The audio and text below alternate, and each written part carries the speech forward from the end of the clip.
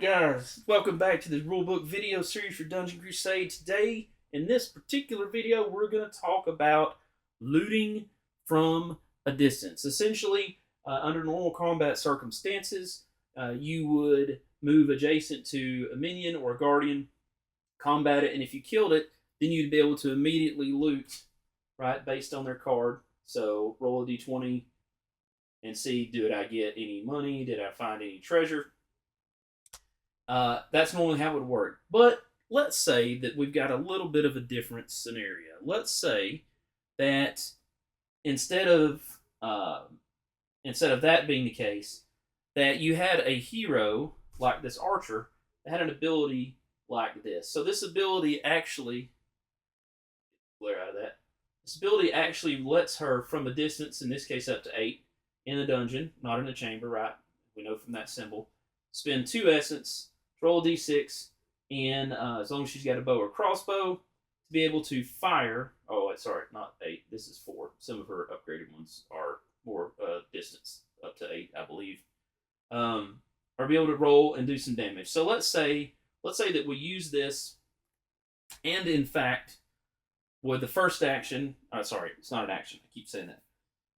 These are not actions, right? These are just things that she can do on her turn. So she uses the essence, kills this, right? Successful. Now this monster is sitting here, okay?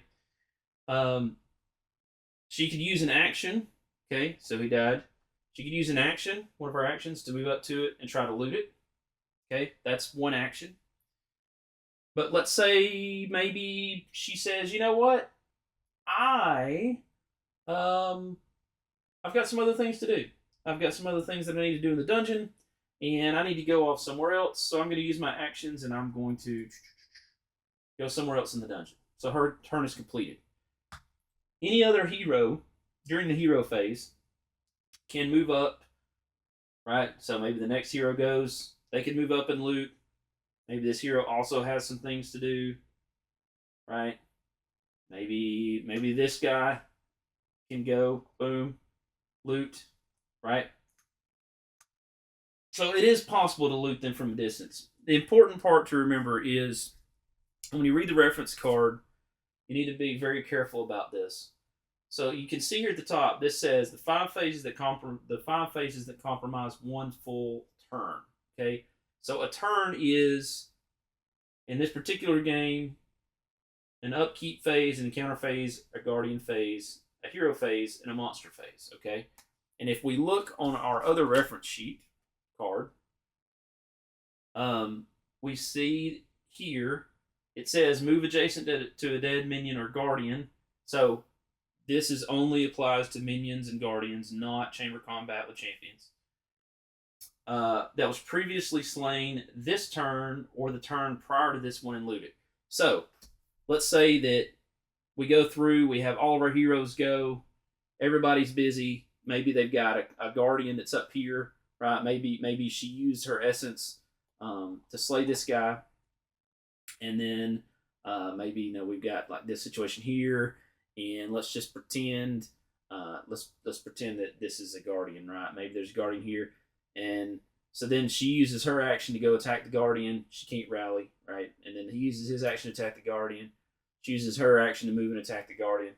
And somebody, like she's the third one to go, right? She kills the guardian. She makes her roll. Great, wonderful. He's been looted. This guy's still sitting here. This minion's still sitting here. So we complete, right, the hero phase, we go to the monster phase. Okay. This stays here.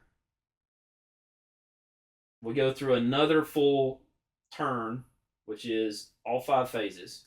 So if this second time around, nobody's looted this comes off the board, we're going to miss out on our chance to loot, right, this minion. That's very important to know that a turn in Dungeon Crusade, a turn is a full run of all 5 phases: upkeep, encounter, guardian, hero, and monster. Okay, you could basically think of that. It's the equivalent of a round, but Roger has chosen to call it a turn, and then within a turn you have phases, right? Um, Not to be confused with during the hero phase, each hero takes a turn within that phase, but that turn is not the same as this turn. So think of it really more as all of this is around, okay? But we're calling it a turn.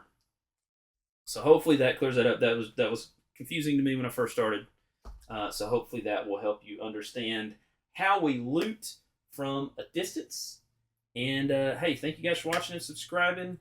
And hopefully this will help you learn to play Dungeon Crusade. It's an awesome game. Hope you're enjoying it. Justin the Board Game Roamer, and I will see you, my friends, in the next video. Bye, guys.